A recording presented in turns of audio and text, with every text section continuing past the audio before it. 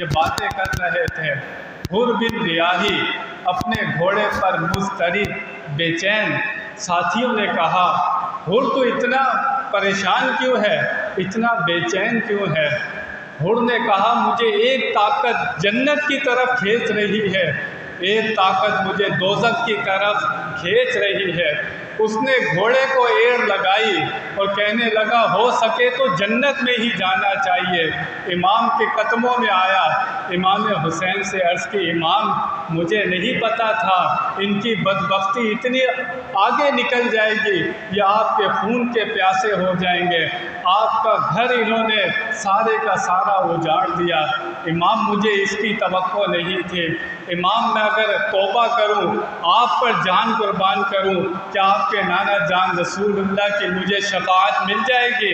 امام حسین نے کہا ہم تجھ سے وعدہ کرتے ہیں تو تجھے میرے نانا رسول اللہ کی شفاعت مل جائے گی، ہم جنت میں بعد میں جائیں گے، اے حر تجھے پہلے جنت میں لے کر جائیں گے۔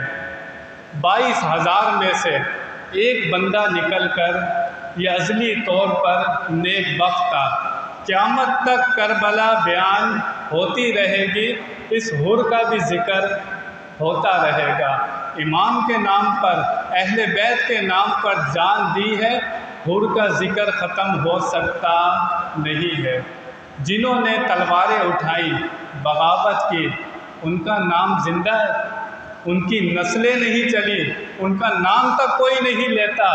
دنیا میں کتنا رہ لیتے، 60 سال 70 سال رہ لیتے، لیکن تلواریں اٹھا کر تم کس کے مقابلے پر آ گئے؟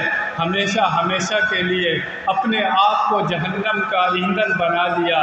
انہوں نے نہیں سوچا کہ ہم کس کے مقابلے پر جا رہے ہیں، اپنی جان کتنی رہ جاتی دنیا میں، کتنا مال ان کا بچ جاتا، لیکن ہمیشہ کے لیے انہوں نے عذاب گلے میں لے لیا۔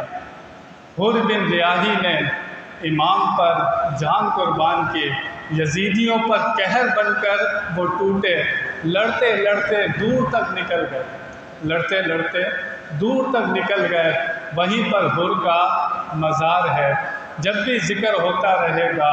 لکھنے والوں نے لکھا یہ نعرہ حر کا تھا جس وقت فوج نار سے نکلا، یہ نعرہ حر کا تھا جس وقت فوج نار سے نکلا، کہ دیکھو یوں نکلتے ہیں جہنم سے خدا والے، کہ دیکھو یوں نکلتے ہیں جہنم سے خدا والے۔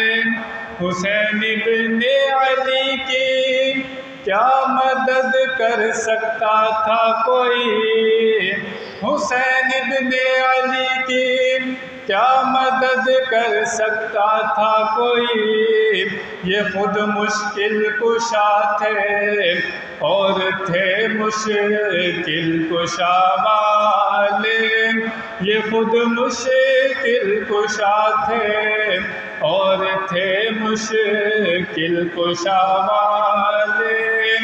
دوائیں درد عصیان اسی در سے ملتی ہے، زمانے میں یہی مشہور ہے دارالشفا والے، زمانے میں یہی مشہور ہے دارالشفا والے۔ ہزاروں میں 72 تن تھے تسلیم و رضا والے، حقیقت میں خدا ان کا تھا اور یہ تھے خدا والے۔ ان ظالموں نے امام حسین کو بھی شہید کر دیا۔ کس کو شہید کر رہے ہیں؟ نبی پاک فرماتے ہیں جو میرے ایک بال کو تکلیف دے گا نا، میرے ایک بال کو تکلیف دے گا، وہ جہنم کی آگ میں پگھلایا جائے گا۔ کیا فرماتے ہیں؟ جو میرے ایک بال کو تکلیف دے گا وہ جہنم کی آگ میں پگھلایا جائے گا۔ نبی پاک کو ان کو اپنا پھول کہتے تھے، ان میں تو نبی پاک کا خون ہے، تو جس نے امام حسین کو شہید کیا ہے انہوں نے اپنے ساتھ کیا کیا ہے ان کو اندازہ نہیں ہے۔ بعد میں یہ لوگ امام زین العابدین سیدہ زینب کے جب یہ راستے سے واپسی پر گزر رہے تھے، یہ اپنے آپ کو پیٹ رہے تھے، مار رہے تھے، انہوں نے بد دعا دی۔ ان کی کتابوں میں بھی ہے، ہماری کتابوں میں بھی ہے، تاریخ میں لکھا ہے، انہوں نے کہا تم ہمیشہ ایسے ہی پیٹتے رہو گے، تم ہی نے بلایا تھا، تم ہی نے خط لکھے تھے، اب پیٹنے کا کیا فائدہ؟ جو کچھ تم لوگوں نے کرنا تھا وہ تو کر گزرے، لیکن افسوس کرتے رہیں گے، اب کوئی فائدہ نہیں ہے۔ امام نے دین کے لیے قربانی دی تھی، دین کو بچانے کے لیے۔ امام جب آپ کی گردن جسم سے جدا کی جا رہی تھی، آپ نے وہاں پر فرمایا ابھی کیا وقت ہوا ہے؟ کہا زور کا وقت ہے، فرمایا مجھے سجدہ کر لینے تھے۔ امام نے آخری وقت بھی نماز نہیں چھوڑی۔ یہ کربلا سے پیغام ہے، یہ تماشے کرنا پیغام نہیں ہے۔ اصل امام کا پیغام ہے کہ متقی بنو، اصل پیغام ہے جب دین پر کوئی ظالم حکمران دین کے خلاف بات کرے، دین کو بدلنا چاہے تو پھر پیچھے نہیں ہٹنا، دین کے لیے کھڑے ہو جانا، اسٹینڈ لینا، پیچھے نہیں بھاگنا۔ یہ کربلا سے پیغام ہے۔ اللہ رسول کے لیے اگر جان قربان کرنی پڑے تو پیچھے نہیں ہٹنا، یہ کربلا سے پیغام ہے۔ اور دو نظریے ہیں، ایک نظریہ یزیدی ہے، ایک نظریہ حسینی ہے۔ یہ قیامت تک چلتے رہیں گے، یزید آتے رہیں گے، یہ ختم نہیں ہوں گے، ظلم کرتے رہیں گے، لوگوں پر ظلم کرتے رہیں گے، لیکن آپ نے پہچاننا ہے کہ حق پر کون ہے اور باطل پر کون ہے، ہمیشہ حق کا ساتھ دینا ہے۔ یہ امام کا پیغام ہے۔